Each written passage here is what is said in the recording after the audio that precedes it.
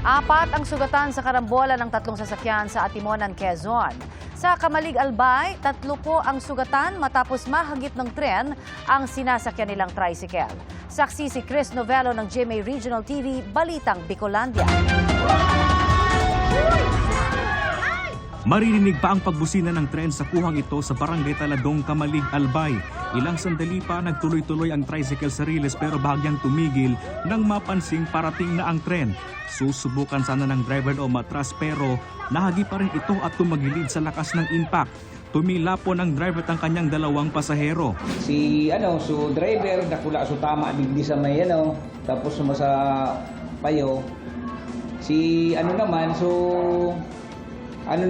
tugang ko naman, iyon tama digdi sa may balikat. Si Aki duman sa payuan tama.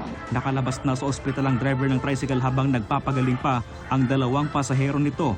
Nagkaroon na rin daw ng pag-uusap ang mga biktima sa pamunuan ng Philippine National Railways.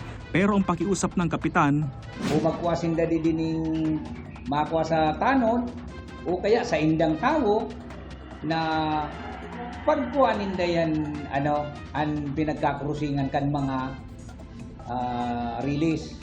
Dahil dakulon ang abot kaya na magiging aksidente, ki wis buhay.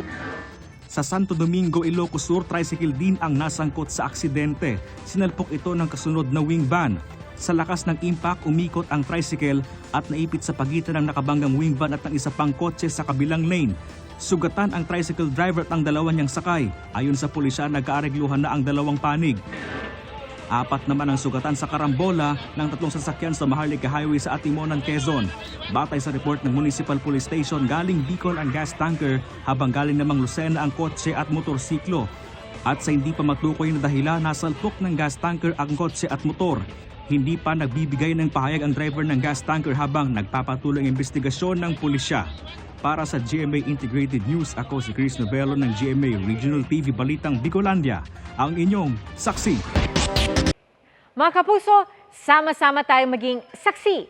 Mag-subscribe sa GMA Integrated News sa YouTube at para sa mga kapuso abroad, samahan niyo kami sa GMA Pinoy TV at sa www.gmanews.tv.